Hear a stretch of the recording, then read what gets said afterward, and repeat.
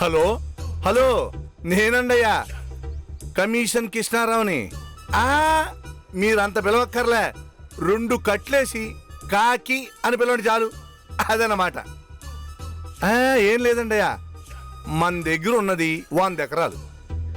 మీరు కావాలి అని ముచ్చట పడుతున్నారని ఇంకో కాకి చెప్పాడు. ఆడు కమిషనర్ కెట్టప్పండి. అదన్నమాట. అయిపోతుందయ్యా. 1 కోటి అటు ఇటైనా మీ కోట అక్కడ కట్టించేస్తాను. మీ కోరిక నేను తీరుస్తాను. ఆ స్థలం మీదే. అదన్నమాట.